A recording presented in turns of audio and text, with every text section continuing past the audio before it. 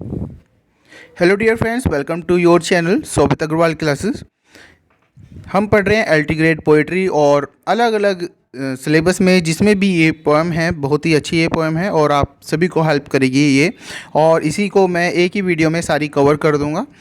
चलिए स्टार्ट करते हैं, एक्सप्लेन करते हैं ऐसे लाइन बाय लाइन। तो पहले इसका थोड़ा सा बैकग्राउंड समझ लेते हैं। In the memory of W.B. Yeats ये लिखा हुआ है और ये लिखा हुआ है W.H. ऑडन के द्वारा। बहुत ही अच्छी एक पोइट्री है और लिखी ये W.B. यीट्स जब मर गए थे उनकी मृत्यु के ऊपर ये एक शोक गीत है, एक एलेजी है। ये सबसे पहले जो पब्लिश हुई थी वो न्यू रिपब्लिक में हुई थी, 1939 में हुई थी। और एक एलेजी है, as we already mentioned you, W.B. Yeats ने लिखी हुई है। और ये जो पोएम है वो 1940 में अनदर टाइम में पब्लिश हुई थी। तो W.H. ऑडन का समय भी यहाँ पर दिया हुआ है 1907 से 73 तक। तो एक एक लाइन को हम यहाँ पर डिस्कस करेंगे। कोई भी क्वेरी रहेगी आप कमेंट कर सकते हैं और जिसने चैनल को सब्सक्राइब नहीं किया चैनल को सब्सक्राइब जरूर कर दें, बेल आइकन जरूर प्रेस करें ताकि वीडियो का नोटिफिकेशन आपको समय से मिलता रहे। He disappeared in the dead of winter.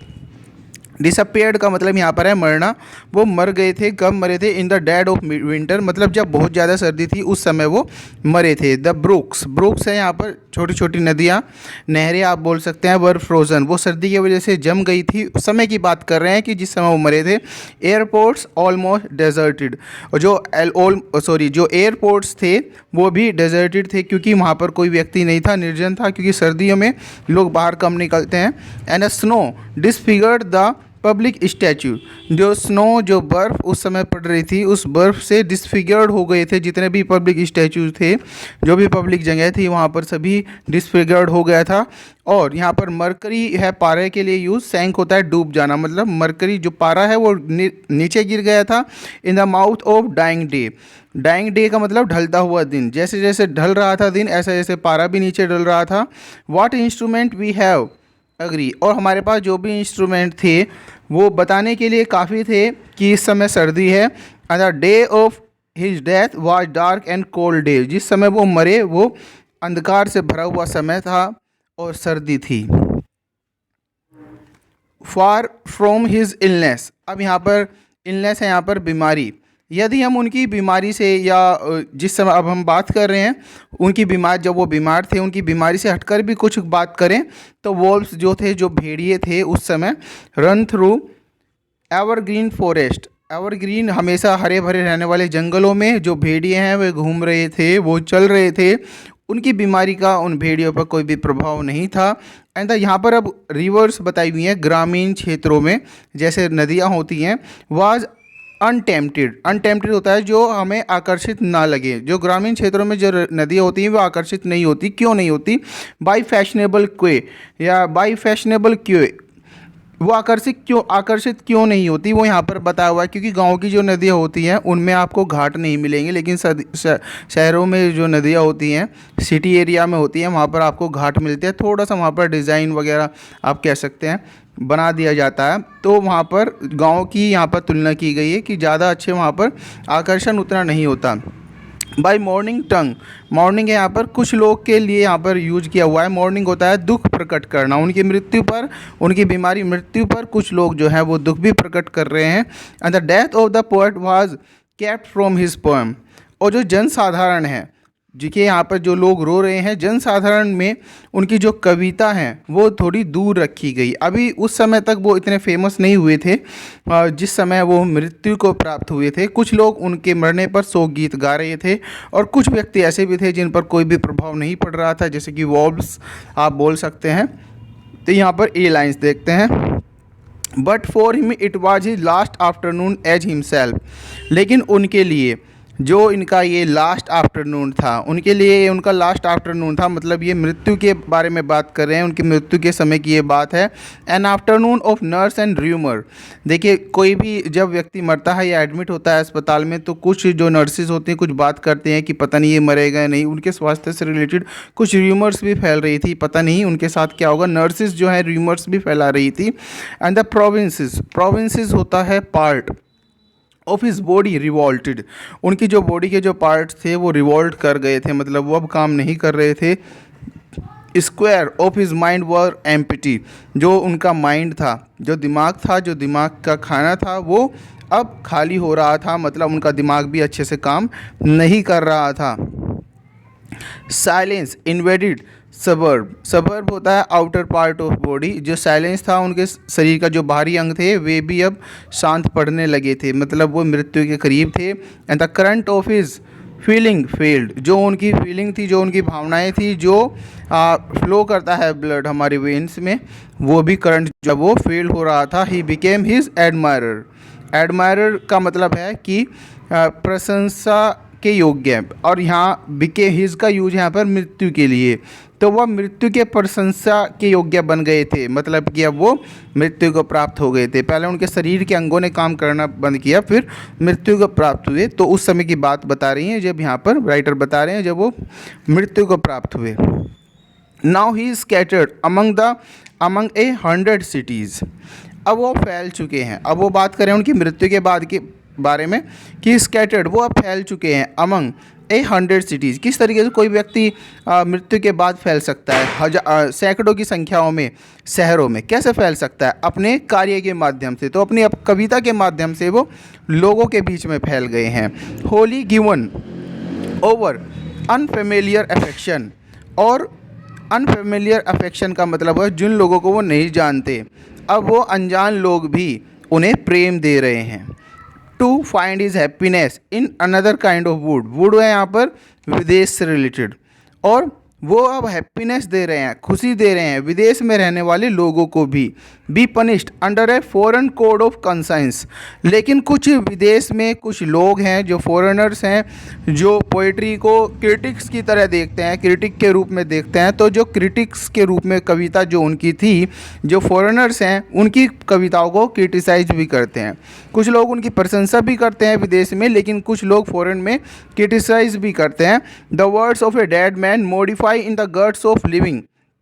जो शब्द हैं मरे हुए व्यक्ति, कौन है यहाँ पर? डब्ल्यू वीट्स के जो मरे हुए व्यक्ति हैं उनके जो शब्द हैं कुछ लोगों के द्वारा मॉडिफाई किए जाते हैं। गट्स ऑफ लिविंग, जो व्यक्ति जीवित हैं उनके द्वारा उनके शब्द जो हैं कुछ मॉडिफाई किए जा रहे हैं, कि उनसे जो भी गलतियाँ हुई हैं, आप कह सकते हैं ग्रामेटिकली या फिर आप पोएटिक स्ट्रक्चर से रिलेटेड, वो सही भी किए गए हैं। तो यहाँ पर यही चीज़ इन लाइन्स में बताई हुई है। But in the importance and noise of tomorrow. अब यहाँ पर बात की जा रही है अगले पैसेज में, थोड़ा अलग तरीके से देखते हैं। हम इम्पोर्टेंस देते हैं और कुछ लोग इम्पोर्टेंस देते हैं और नॉइज ऑफ टुमारो, कि आगे आने वाला समय कैसा होगा। कौन देते हैं इस तरह की चीज़ों को importance? When the brokers. Brokers कौन होते हैं? जो शेयर मार्केट में या बाज़ार में काम करते हैं। फ्रांस के बाज़ार को यहाँ पर बोर्स करके बोला हुआ है। जो ब्रोकर्स हैं वो चिल्ला रहे हैं लाइक बीस्ट, जानवरों की तरह, on the floor of bourse. बाज़ार में, शेयर मार्केट में कुछ जो ब्रोकर्स हैं वो चिल्ला रहे हैं, किसकी तरह? बीस्ट की तरह। मतलब उनके मृत्यु पर उनका कोई प्रभाव नहीं है, कोई मर रहा हो कोई जी रहा हो, उन्हें अपना बिजनेस का पड़ा हुआ है।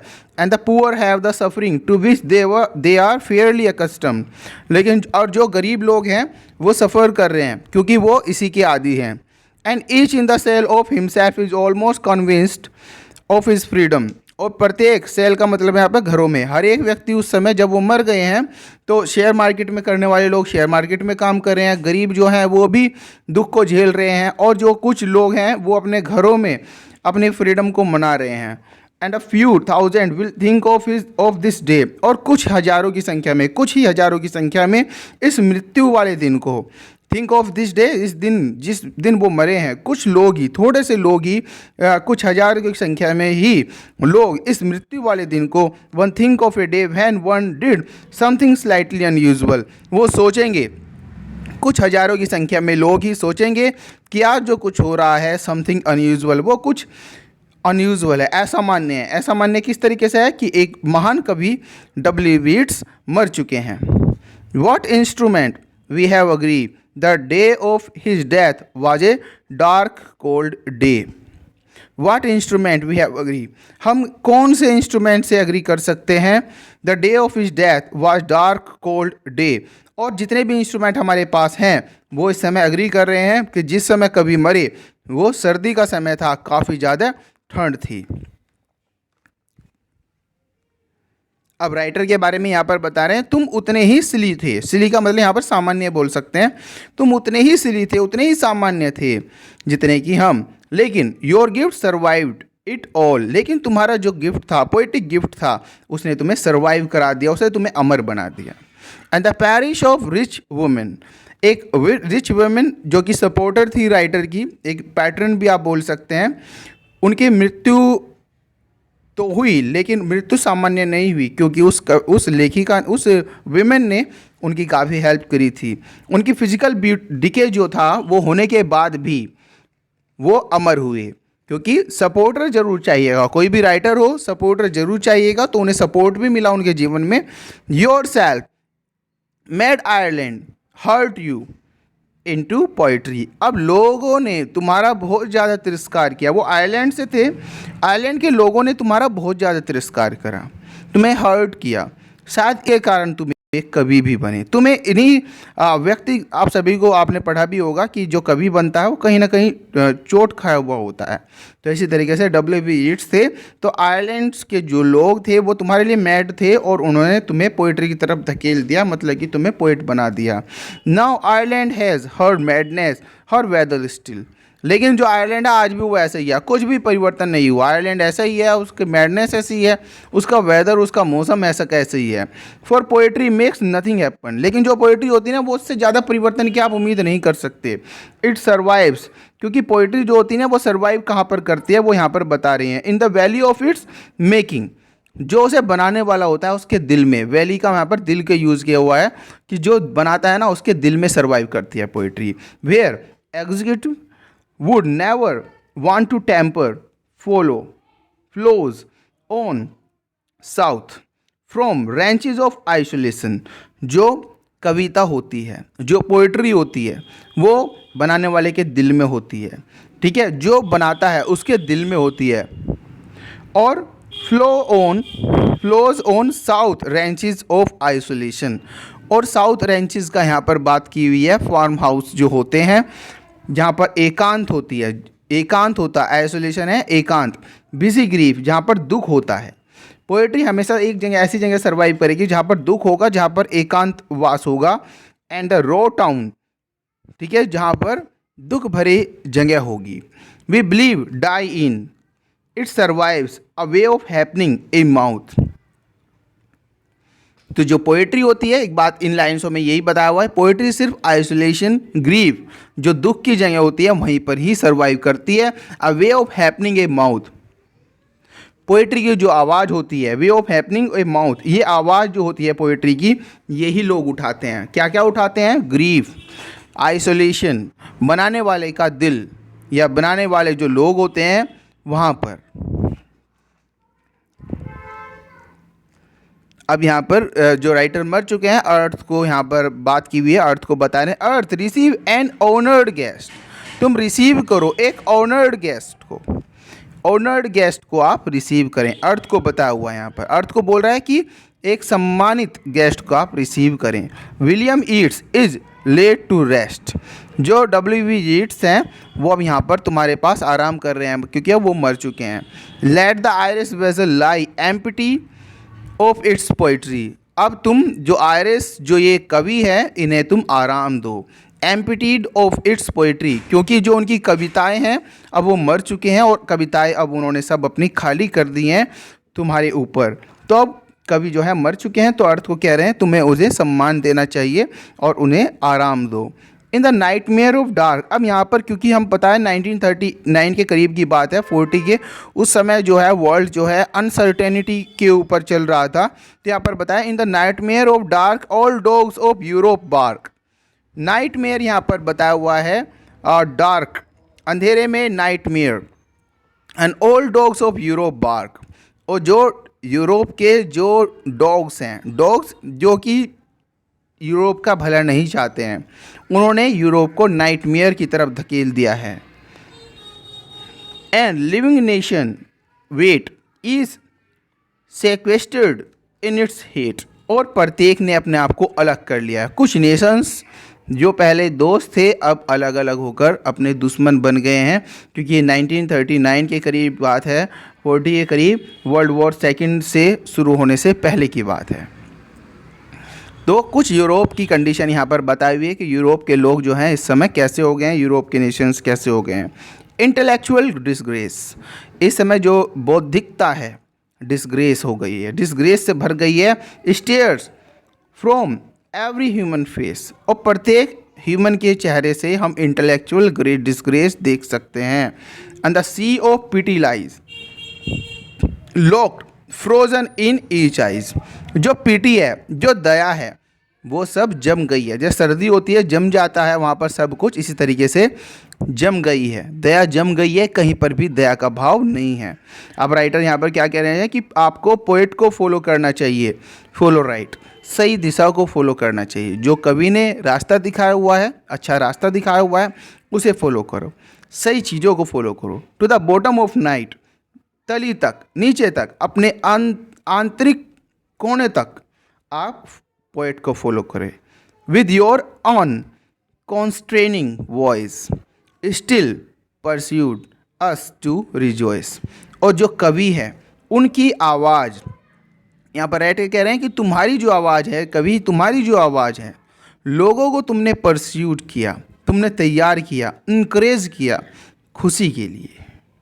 तुम्हारी जो अनकॉन्स्ट्रेनिंग वॉइस थी, ना दबने वाली आवाज़, तुम्हारी आवाज़ कभी भी परिस्थितियों से नहीं डरी, ना ही दबी, और तुमने लोगों को खुशी के लिए परस्यूट किया।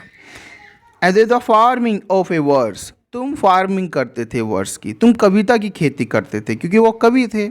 किसान करता है अनाज की खेती, कवि करेगा कविता की खेती, तुम वर्स की खेती करते थे। Make a vineyard of curse, sing of human unsuccess, और तुमने एक विनयार्ड बनाया कर्स का, उन सभी कारणों का, उन सभी बुराइयों का जिसने मनुष्य को अनसक्सेस की तरफ धकेला। In the rapture of distress, और जिसने मनुष्य को असफल बनाया, डिस्ट्रेस की तरफ धकेला। तुमने अपनी कविताओं को उन सभी कारणों को दिखाया। In the desert of heart, और जो दिल है वो डेजर्ट फुल रहा। अब कवि कह रहे हैं कि जो लोगों के दिल थे उन दिनों डेजर्ट से भर गए। Let the healing fountain start, वो कह रहे हैं कि जो तुम्हारे दिल हैं वो डेजर्ट से भर गए हैं, तुम्हारे दिल जो है बेकार हो गए हैं, लेकिन वहाँ पर हीलिंग फाउंटेन स्टार्ट, वहाँ पर तुम ऐसा फाउंटेन स्टार्ट करो। उन लोगों को बताया कि तुम ऐसे फाउंटेन को स्टार्ट करो जहाँ से लोगों को आराम मिल सके, दुख भाग सके।